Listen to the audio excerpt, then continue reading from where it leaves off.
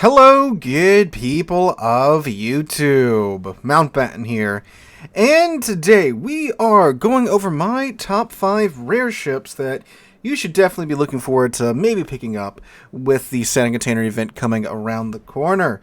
As of course, now that is on the horizon, many of you have been asking, hey Sealord, what ships should I be trying to pick up as best as you can with a system like the containers and such, where it's pretty much RNG based. But of course, with the free doubloons that we've been getting for the past couple of months because of the 10th anniversary event, and with the containers that you can get from the festive certificates that you can earn during the Snowflake Santa Container end of the year holiday event, whatever you want to call it. Naturally, many players are already looking forward to what they potentially might get from these containers. So of course, any of these 5, you've won the lottery. You should probably go buy a lottery ticket, of course, and really any of course ship that you get out of the Santa Container is an excellent thing, especially if you get it from the certificates, as it is a free premium ship. But anyway, let's go ahead and get on into it after we thank the sponsor of this video, which is the Battle of Leyte Gulf video that we put out a couple of weeks ago. Once again, sorry that I'm bringing it up again, but the algorithm has decided that this video shall get no views for some reason, even though we put, better part of 6-7 months worth of work into it. So if you haven't seen it yet, please go check it out. If you like historical stuff, if you like historical naval battles being recreated in World of Warships and War Thunder, you will love it. If you have watched it already, thank you for checking it out. But again, I don't know, the algorithm has decided it's just not going to do well for whatever reason. But anyway, on to the actual list. Coming in at number 5, we have the Tier 8 Premium Soviet Battleship, the Lenin. The Lenin is still available in Santa Containers. I had to double check this because I swore it was removed not that long ago, but it is in the Santa Containers for this year. So the Lenin is easily one of the best Tier 8 premium battleships in the game, if not simply one of the best premium battleships in the game, hands down, bar none. But what even is a Lenin? The Lenin is the unholy spawn of the Nelson and the Vladivostok. It is what it looks like. It's a Soviet Nelson. That's pretty much what it is, but it's got all the Soviet goodies bolted onto it on top of having the kind of weird turret setup. So you've got 9 16-inch guns on the Lenin here. They are Soviet 16-inch guns, so you get the Soviet shell ballistics and all that jazz. And what that translates to, these are some very, very comfortable guns to shoot with, and when they connect, they hit hard. They shoot, man. The amount of times I have, and you'll see it in the background footage too, even without, citadeling the target ship, you're ripping them for 20,000+ damage per salvo. Like these guns are excellent. And with the turret setup, of course, you don't have to show an uncomfortable amount of broadside like you do in something like the Vladivostok. If you look at a lot of the larger Soviet ships, they tend to be very long, and while yes, angled in, their tankiness is through the roof, if you get to their broadside, which they often have to expose to get all 3 turrets on target because of the traditional turret setup, they can very much be citadeled back to port.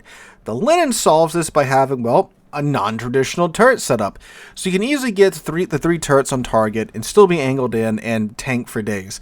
Honestly, too, with how good the Lenin shells are, yeah, you can really just do well with the forward 2 turrets going, which again, you're just bowing at that point and can tank for forever. So she's an amazing ship, really tanky. She does have some big weaknesses though. Her AA seems to be really lackluster, and if you do note, she has this weird flat stern going on with the ramp for her hangar, and if you get behind it, you can just shoot that, and that's all just 32 millimeters of armor, except it's flat instead of angled. So you can, you can citadel if you got good enough AP, but you can definitely pin the crap out of it if you ever do get around behind a Lenin. Granted, of course, with the turret setup, it's super easy just to stay sharply angled in, abuse island cover, poke around the corner through 3 turrets, blap something, and then back up. Of course, it gets the Soviet quick damage cannon, all that jazz. So it's a great ship, and if you do get this in a Santa Container or a Super Container or whatever, you have just gotten one of the best Tier 8 battleships in-game, easily. Alright, that takes us down to number 4, which is the Tier 10 British battleship, the Thunderer. My old nemesis, my god. The Thunderer is considered by many to be the single best battleship in-game, for good reason. even after they got around to nerfing her finally. Believe it or not, this thing used to be more terrifying a few years ago when she first came out.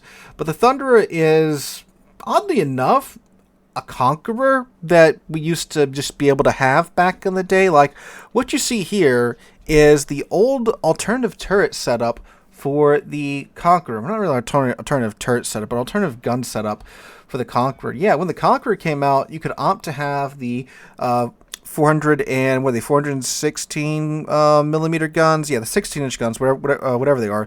You used to be able to have that option, or you could upgrade to the 457 millimeter guns, which would take one gun out of each turret and then give you the setup that you see here on your screen. Although the stats, of course, are not exactly the same, but that's where the Thunderer seems to have gotten its start from. But those 457 millimeter guns of the Conqueror were not all that accurate at all, so that option disappeared, and a little while later the Thunderer came rolling out. And this thing is easily like a sniper's dream. Like this is one of the single best ships for sniping in this game. What's really nice too is that the Thunderer, while it is good for sniping, it's also really good at medium range as well, which is how I tend to play it. So yes, you do have the 8 457mm guns, but the accuracy is way better than they used to be on the Conqueror. So you can easily just be draining targets at your maximum range with the Thunderer's guns. And unlike most other battleships in the game, that they usually have, one type of ammo that's, pretty clearly the main ammo you're supposed to use with the ship. Like Conqueror, it's kind of meant to be the HE. You can swap over the AP if you got like a broadside cruiser or something, but the HE, you can melt stuff down for days there. The Colombo, obviously that's the SAP, and most other battleship that tends to be their AP. But with the Thunderer here, both munition types are amazing and will work in darn near any situation. So naturally, of course, the 457mm guns give the Thunderer the ability to overmatch 30mm of armor. The fact that they're so accurate means that even if someone like angles into you, you can just keep throwing it into their superstructure, and you're going to get like the majority of your shells connecting in your salvos if you can aim, and you could easily chunk their superstructure for that. Or if they are so steeply angled in, or the superstructure is so saturated you aren't really getting any damage, you can swap it over to the HE, which was like a 64%, 65% fire chance with shells this accurate. So that means you are going to be starting fires left, right, and center in Thunderer. In fact, the very first game I had in Thunderer, I was so annoyed by the fact that I've been being, HE spammed by the ship for the past few months. I just decided I was going to HE spam everybody. And I had like a 310,000 damage game in my first match in Thunderer. And I'm like, okay, this thing's a little busted. It was really funny in that comment section too. Players were like, if you used AP, it would have been even better. And I was like, okay, well, that makes this ship even more busted. And they're not wrong. The AP is very good on this thing, especially from, really any range. Again, the guns are so accurate, it doesn't really matter. If you can aim, it'll get it done. You can nuke stuff at long range, medium range, close range if you want to. So the guns are amazing on the Thunder is what I'm getting at here. The rest of the ship's pretty solid too. You have, a 12.6 kilometer detection range for the full build. So it's fairly stealthy. You have an improved heal, not the super heal of the Conqueror, so that is a balancing factor considering that this is still a Conqueror hull. It still has Conqueror HP at tier 10, and the Citadel is very much exposed, as I'm sure you'll see in the background footage here. But the reload time is pretty solid. Well, they actually nerfed it, believe it or not, so like what you see on the screen is actually pretty darn good, but it used to be better back in the day, which is wow. They basically nerfed it to where you have to pick between the range module and the reload module. They decreased her main battery gun range and increased her reload time to, if you wanted the original reload time, which is what I have on my Conqueror, you have to take the reload module. But if you want the good range that used to have on the Thunderer, you have to take the range module.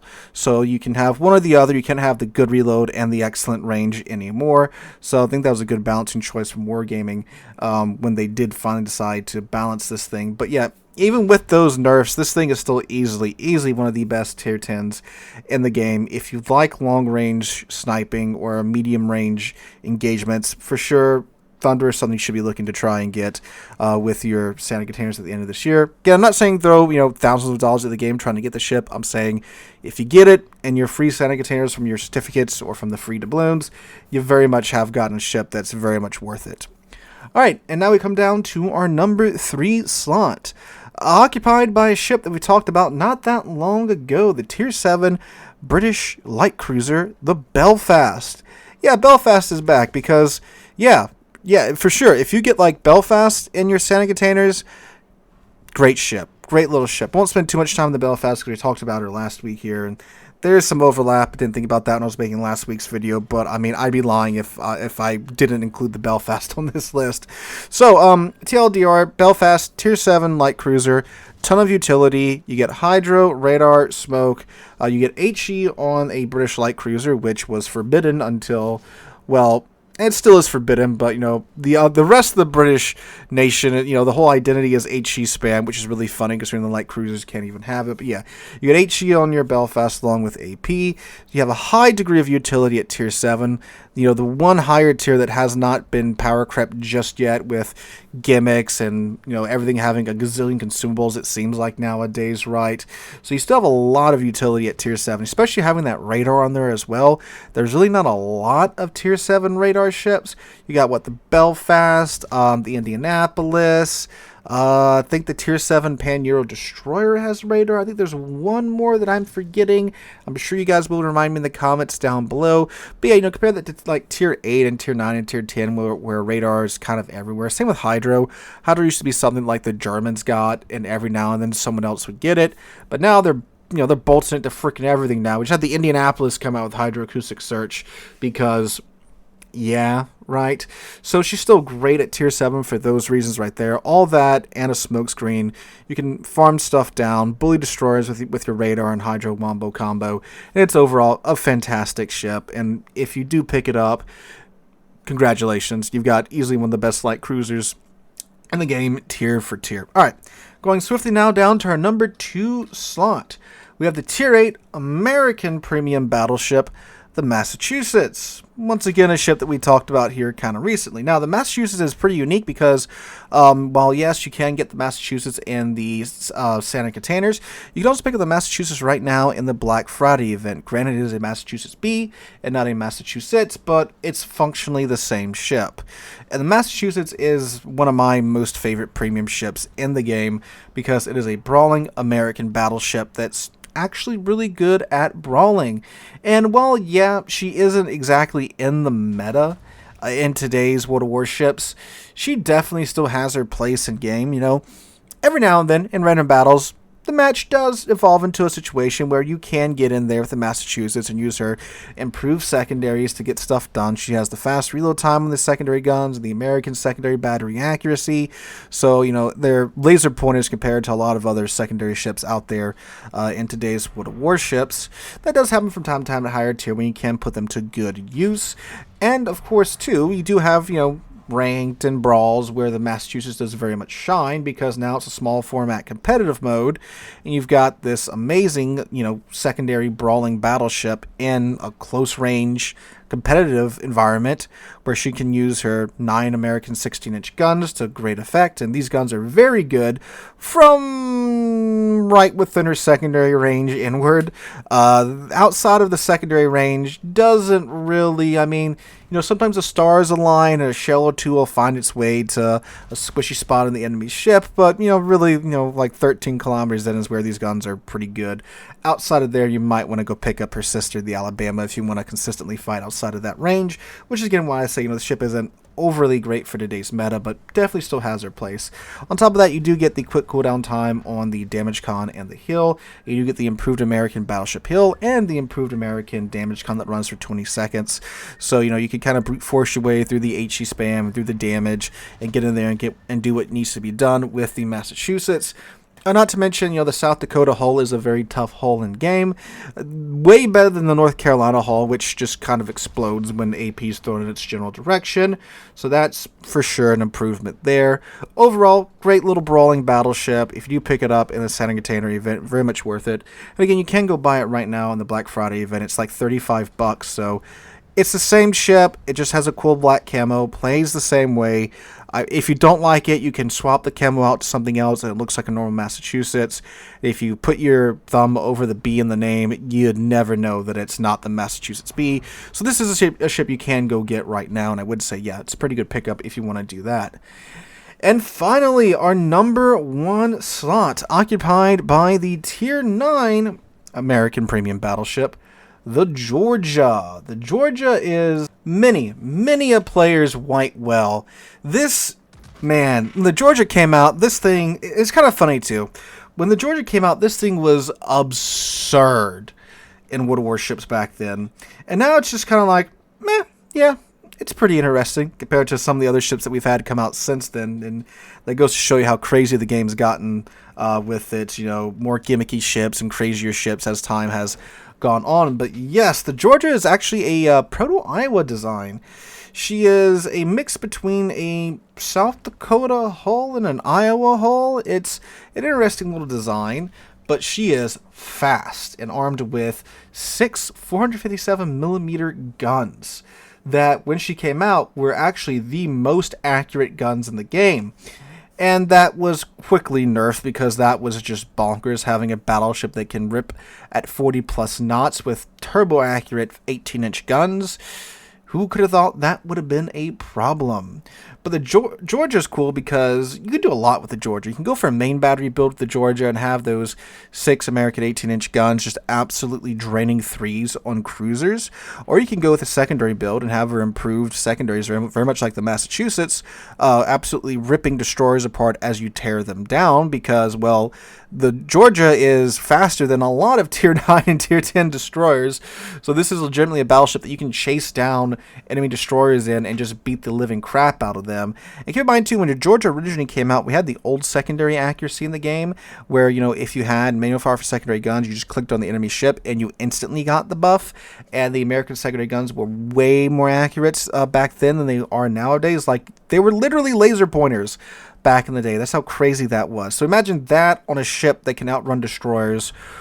Oh my god, this thing was cracked. I mean, it still is very much cracked in today's World of Warships. It's still easily one of the better, if not one of the best, Tier 9 premiums in-game, because you still have those 18-inch guns. You still have the improved secondary guns compared to other secondary guns in today's World of Warships, and it's still, freaking fast as hell, and it can run down a lot. So what the Georgia's really good at, besides running down destroyers, is, finding flanks, running down the flank, finding the enemy ship's sides, lobbing your 6 18-inch guns into their side with that improved American, not improved, the American Platinum Mod 2 module that you can take that gives you that 11% buff to your dispersion, which I do have on my Georgia. I'm running a bit of a hybrid build here, got most of the stuff into the secondaries, but I do have that improved dispersion mod on as well. And the guns are more than accurate enough to get what you need to get done at the ranges you'll be engaging with the Georgia. Now, the Georgia is not all sunshine and roses. I mean, it's a lot because there's a lot going for it, but the hull's just weird. I don't know if it's the geometry of the hull or what, but you'll still catch these random pins where you'll lose, 10k out of seemingly nowhere, which is just odd because you look at the armor scheme and it's like, well, he hit me there, but that should have either bounced, or if it did pin, shouldn't have been that bad. But yeah, that's a little weirdness that I found with the Georgia. I mean, and overall too, her armor is fairly squishy. She's not a amazing tank by any stretch of the imagination. I mean, you got to give up something to get going, 40 plus knots in a freaking battleship. So yeah, but I mean, it's still a really fun ship to play, and if you do pick this up in a Santa container, you've gotten yourself easily one of the best ships in the game, and an amazingly fun ship as well. So if you do get it, congratulations. Well, just like with the rest of these ships, but congratulations, you've won really big time, in my opinion. You probably lost all your RNG for the rest of the year too as well. But anyway, guys, those are my top 5 rare ships to be looking forward to in Santa containers. Let me know what you guys think about this list